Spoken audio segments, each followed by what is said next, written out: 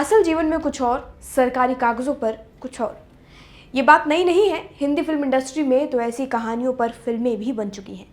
लेकिन अगर हम आपको कहें कि इस बार अमेरिका ने पेपर वर्क में ऐसी ही गड़बड़ी कर दी है कि ऑस्ट्रेलिया के पेंगुइन से लेकर फ्रांस की सदूर द्वीप में पाई जाने वाली मछली हॉलीवुड तक हैरान है, तो आप क्या कहेंगे?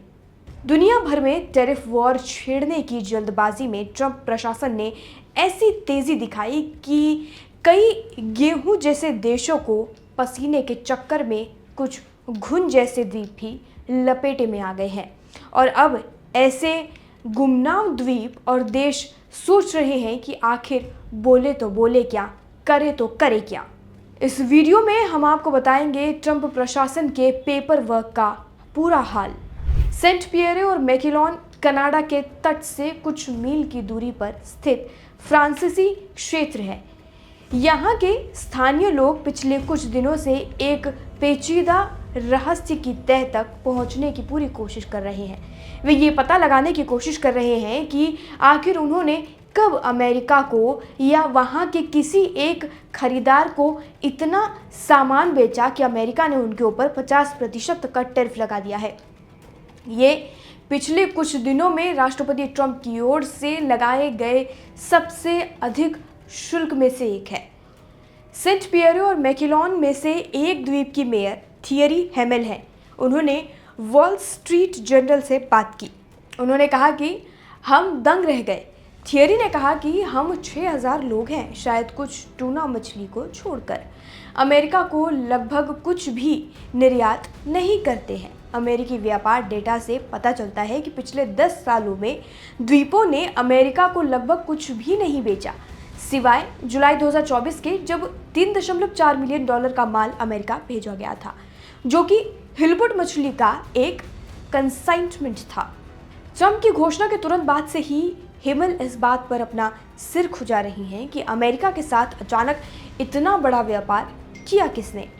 हेमल ने दिमाग खपाते हुए कहा कि कुछ साल पहले किसी ने एक विमान बेचा था। उन्होंने आगे कहा कि हमारी जानकारी में वे विमान कोलंबिया को बेचा गया था। उन्होंने कहा कि इससे पहले जब द्वीप ने अमेरिका के साथ गंभीर व्यापार किया था तो वह 1920 का दशक था, जब ये इलाका कनाडाई विस्की की तस्करी के लिए एक रास्ता था। ये तथ्य कि ये क्षेत्र बहुत कम उत्पाद करता है फ्रांस में एक चलता फिरता मजाक है। टैरिफ की घोषणा से एक दिन पहले फ्रांसीसी राज्य टीवी ने अप्रैल फूल का एक सेगमेंट चलाया। उसमें मजाक में कहा गया कि फ्रांसीसी द्वीप समूह नए भारी तोपखाने की हथियार बेचने की योजना बना रहे हैं। इस हफ्ते ट्रंप के टैरिफ में दुनिया के कुछ सबसे दूर दराज के हिस्से में शामिल थे। इनमें वे जगहें भी शामिल थी जिनके बारे में बहुत कम लोगों को पता है या इस घोषणा से पहले था। अमेरिकी सरकार के निशाने पर दुनिया के सबसे छोटे देशों में से एक नाउरू भी शामिल है, जिसकी आबादी लगभग सिर्फ 11,000 है। टैरिफ कुछ ऐसे स्थानों पर भी लागू हुए हैं जो तकनीकी रूप से देश है ही नहीं, जिनमें स्वालबोर्ड के जमे हुए नॉर्वेजियन द्वीप समूह और हिंद महासागर में स्थित फ्रांस का एक हिस्सा ला रियूनियन शामिल है। कुछ द्वीप ऐसे हैं जहां सिर्फ जानवर ही रहते हैं। ऑस्ट्रेलिया का एक क्षेत्र हर्ट आइलैंड और मैकडोनाल्ड आइलैंड्स पेंगुइनों का घर है। उनके अलावा वहां कोई नहीं रहता। ऑस्ट्रेलिया के व्यापार मंत्री डॉन फेरेल ने शुक्रवार को एक टेलीविजन साक्षात्कार में कहा कि बेचारे पेंगुइन, पता नहीं उन्होंने मिस्टर ट्रंप के साथ क्या गलत किया।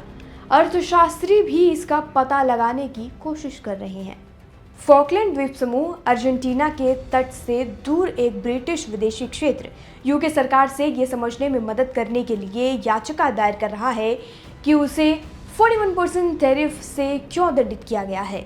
फॉकलैंड की विधानसभा में बिजनेस मामलों को देखने वाली टेस्लिन बार्कमैन ने कहा है कि वे ट्रंप प्रशासन के गणित को समझ नहीं पाए।